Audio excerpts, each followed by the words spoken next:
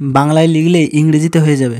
তোমরা যখনই WhatsApp, Messenger, Facebook, Twitter যেখানেই তোমরা লেখো না কেন, সেখানে তোমরা বাংলাতে লিখবে, দেখবে সাথে সাথে কিন্তু তোমাদের সেটা ইংরেজি হয়ে যাচ্ছে। তোমরা যারা ইংরেজিতে টাইপ করতে পারো না, তারাও কিন্তু ইংরেজিতে এবার থেকে টাইপ করতে পারো। আর এই ইংরেজি লেখা যখন তোমার কোনো বন্ধুর কাছে পাঠাবে, তখন সেই বন্ধু এই লেখা দেখে কিন্তু অনেকটা অবাক হয়ে যাবে এবং তোমাকে জিজ্ঞেস করবে, তুই এত ইংরেজি কোথা থেকে শিখলি?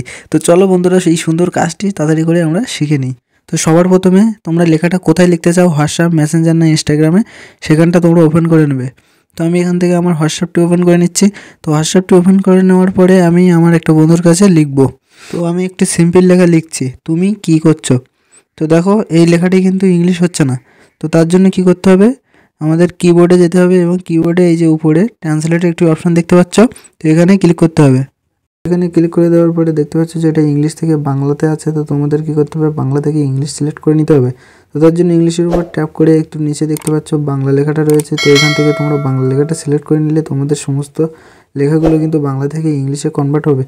তো তোমরা এখান থেকে এটা সিলেক্ট করে নেবে। নেওয়ার পরে নিচে এখানে ল্যাঙ্গুয়েজটাকে দেখো, বাংলা ভারত ABC টু বাংলা আছে। তো এটা থেকে বাংলা ভারত বাংলা, এই নিচেরটা সিলেক্ট করে নেবে। তো এটা সিলেক্ট করার পরে এখানে তোমরা, আমি যদি লিখি তুমি কি করছো, দেখো হোয়াট আর ইউ ডুইং উপরে লেখা চলে এসছে।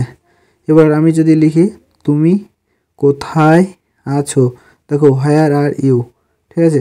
এবার আমি যদি আরেকটা লিখি তোমার বাড়ি কোথায়, তো এটা লেখার পরে দেখো হোয়ার ইজ ইয়োর হোম।